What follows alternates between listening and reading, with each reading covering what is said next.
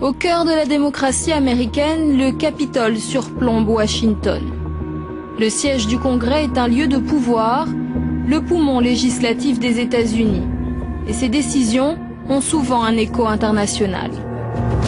Ce matin, la Commission sur les affaires étrangères se penche sur l'aide américaine versée à l'autorité palestinienne, 500 millions de dollars chaque année. À l'annonce de la démarche palestinienne à l'ONU, les élus exigent des sanctions financières. Cette controverse autour de la création unilatérale d'un État reflète l'échec de l'autorité palestinienne face à ses obligations. Ils nourrissent la haine anti-israélienne et glorifient la violence extrémiste. Nous pouvons encore limiter les dégâts. 4 experts sont auditionnés. Tous sont sur la même longueur d'onde. Dans ce panel présenté comme impartial, pas une voix ne défend les intérêts palestiniens. Ces analystes tirent la sonnette d'alarme pour Israël. Cette résolution contient 3 pilules empoisonnées pour Israël. Elle va créer des frontières qui rendront tout accord de paix impossible. Les officiels israéliens pourront être poursuivis à la Cour pénale internationale et il y a aussi un risque de violence sur le terrain.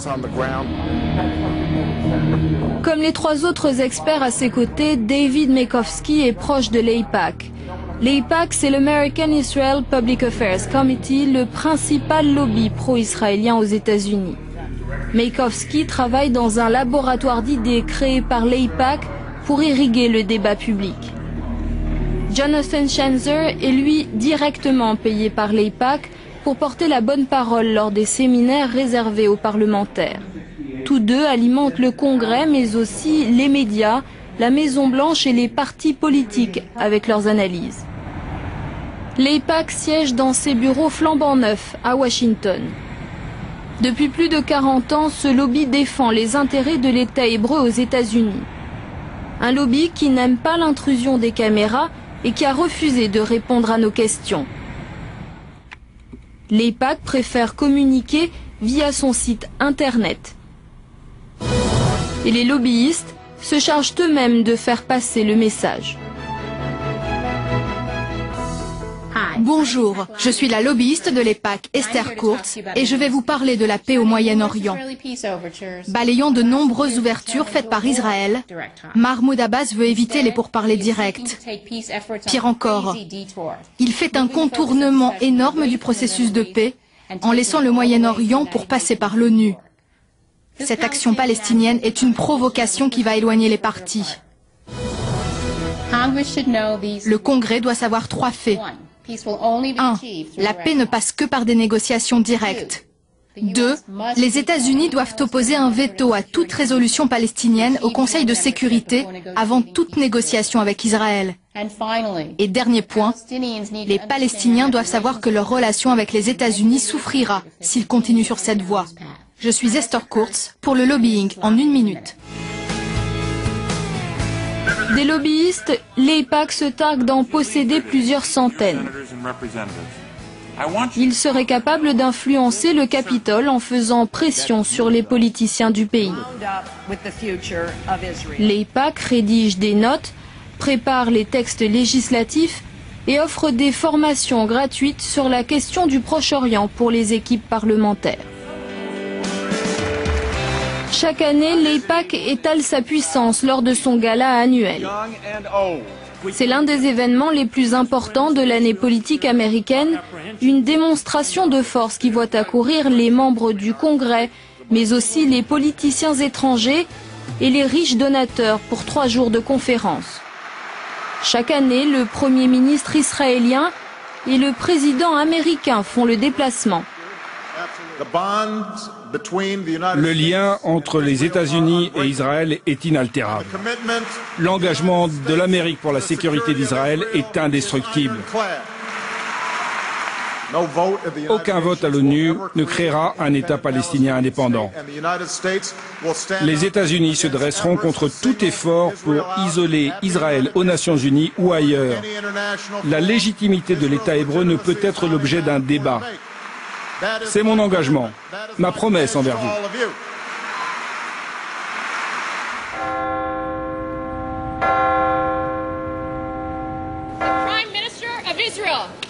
Cette année, au lendemain du gala de l'AIPAC, Benjamin Netanyahou s'est rendu au Congrès. Il est l'un des rares chefs de gouvernement étrangers à y avoir été invité une seconde fois. Accueil triomphal, même si son discours va à l'encontre des positions traditionnelles de la diplomatie américaine. Dans le cadre d'un véritable accord de paix, un accord qui mettra fin au conflit, certaines colonies seront en dehors des frontières d'Israël. Ces frontières doivent être négociées. Ces frontières seront différentes de celles de juin 1967. Israël ne reviendra pas aux frontières indéfendables de 1967. Standing ovation. Il y en aura 29 tout au long de ce discours. Un record au Congrès. La preuve de l'influence du lobby pro-israélien. Dans un pays où les campagnes électorales coûtent cher, aucun politicien américain ne peut faire l'économie du soutien financier de l'AIPAC. La position d'un élu sur la question israélienne détermine la générosité du lobby. M.J. Rosenberg a travaillé pour l'AIPAC. Il en explique les méthodes. N'importe quel politicien américain sait que s'il appuie la politique israélienne, s'il ne la remet pas en question, il sera récompensé par de généreuses contributions pour sa campagne électorale que l'AIPAC ou d'autres organisations vont faire distribuer. Mais le lobby pro-israélien ne fait rien de particulier en influençant les politiciens grâce à l'argent.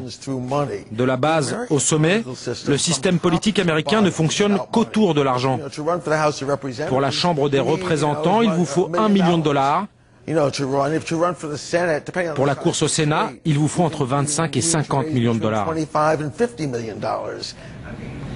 M.J. Rosenberg travaille dans un centre à but non lucratif qui analyse les médias aux États-Unis.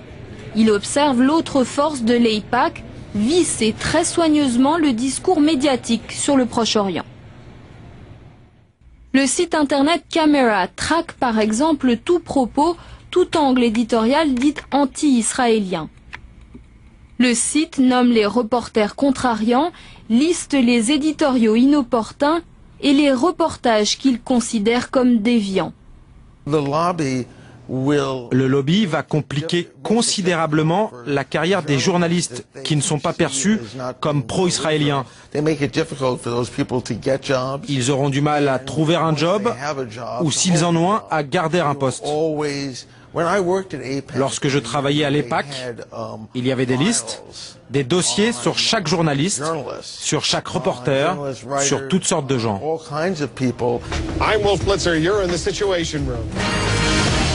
Mais on n'est jamais mieux servi que par soi-même. À CNN, le présentateur vedette Wolf Blitzer décroche régulièrement des exclusivités sur Israël. Son réseau de contacts est exceptionnel. Il faut dire que ce journaliste a priori neutre est un ancien membre de l'AIPAC. Il a pu y peaufiner son carnet d'adresses. La communauté juive américaine est naturellement sensible au sort de l'État hébreu. Mais les juifs, majoritairement démocrates, ne représentent qu'1,75% de la population des États-Unis. Réduire le soutien américain à Israël au seul poids de cette communauté serait une erreur. Il y a aussi les chrétiens évangéliques qui sont devenus les champions de l'alliance israélo-américaine. S'estimant investis d'une mission divine, une partie d'entre eux pense avoir un devoir religieux envers Israël. Le pasteur Land est ce que l'on appelle un chrétien sioniste. L'installation, ou plutôt la réinstallation d'Israël au XXe siècle est la réalisation d'une prophétie biblique. Pour les chrétiens évangéliques, les Juifs sont le peuple choisi par Dieu. Dieu bénit ceux qui bénissent les Juifs, et Dieu maudit ceux qui maudissent les Juifs. Si nous voulons que Dieu bénisse l'Amérique, notre nation doit avoir une politique pro-israélienne. Israël est devenu le cheval de bataille des chrétiens sionistes. Ils sont 40 millions aux États-Unis et représentent un levier politique considérable. C'est le réservoir de l'électorat républicain. Eux aussi ont leur vedette télévisuelle, Glenn Beck, un ancien éditorialiste de la chaîne d'information conservatrice Fox News. Ces émissions sont une tribune pour le sionisme chrétien. I stand tonight with Israel. En août 2011, Glenn Beck a organisé une tournée en Terre Sainte pour soutenir l'État hébreu. Ses fans sont venus par centaines. Des croyants américains rassemblés pour écouter les paroles de l'animateur au pied des lieux saints. Discours mais aussi grand spectacle.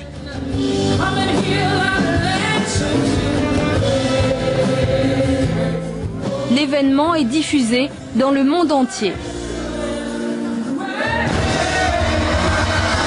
La vedette la plus applaudie, celle qui émeut le public, est le pasteur Hagee. Il est le fondateur du mouvement sioniste chrétien américain et il sait trouver les mots pour toucher son auditoire. Aujourd'hui, dans le monde libre, notre plus grande gloire, c'est de dire « Je suis un Israélien ».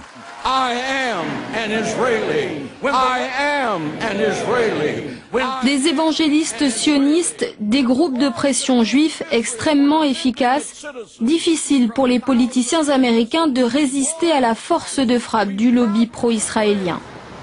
Cet été, 81 membres du Congrès sont venus en visite en Israël, tout frais payés par l'AIPAC. Un parlementaire américain sur 6 a donc fait le voyage en Terre Sainte. Parmi les élus, la congresswoman Burkle. Rappelez-vous, Burkle fait partie de la commission des affaires étrangères du Congrès. Elle ne fait pas mystère de ses préférences. Les États-Unis doivent être un allié fiable pour Israël et protéger les intérêts israéliens. Parce qu'au fond, ce sont les nôtres que nous protégeons. Voilà notre message à la Palestine. Si vous persistez en allant à l'ONU réclamer un État, nous allons cesser de vous financer. Ce rapport fusionnel entre l'Amérique et Israël pose question. À l'université de Harvard, le professeur Stephen Walt a brisé un tabou en enquêtant sur l'AIPAC. Avec le professeur John Mearsheimer, il considère que l'influence du lobby est parfois contraire aux intérêts stratégiques des États-Unis.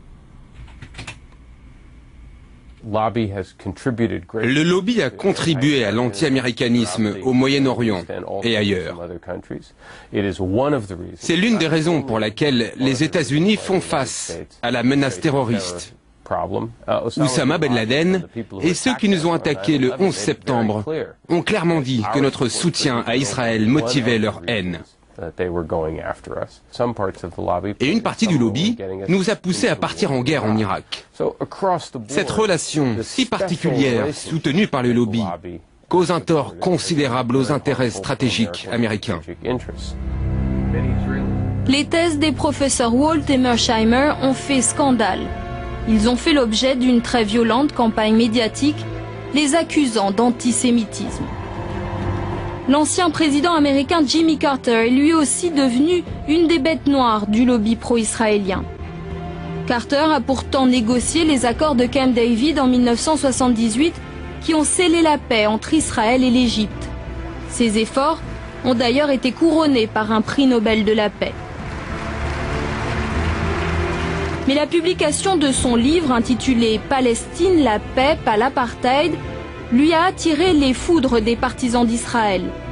Oser critiquer la politique de l'État hébreu, c'est s'exposer à la vindicte du lobby.